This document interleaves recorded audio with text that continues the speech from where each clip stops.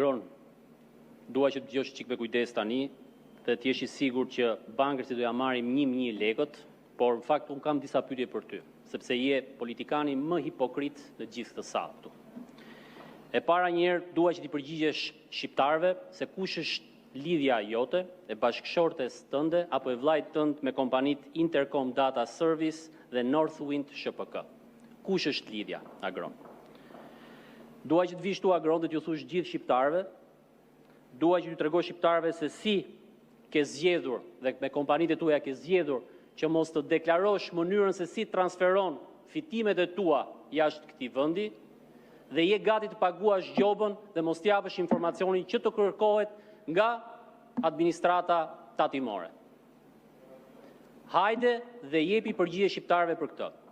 Dua që të vish tu, Agron, dhe t'ju thuash gjithë shqiptarëve se kush është lidhja jote, e bashkëshortes tënde dhe e vllajt tënd me 17 kompani të hapura jashtë Shqipërisë. Dua që të vish, Agron, këtu dhe të japësh përgjigje tek shqiptarët kush është arsyeja që ju refuzoni të jepni informacion për mënyrën se si transferoni fitimet jashtë këtij vendi, për mënyrën se si i pini gjakun të rinjve dhe të rejave, dhe ke zgjedhur mos paguash as edhe një taks në këtë vend. As edhe një taks, Agron, në këtë vend.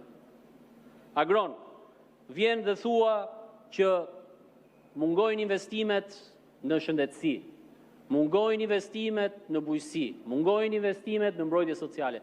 Po si do bëhen këto investime, Agron, nëse ti s'paguan as një taks? Hajde dhe shpjegoja pak shqiptarëve këtë gjë.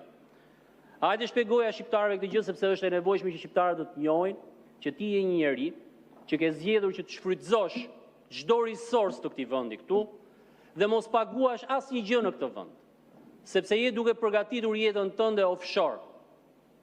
Ky je ti, Agron. Ky je ti dhe shumë shpejt të gjitha zullumet e tuaja do të bëhen publike për të gjithë njerëzit.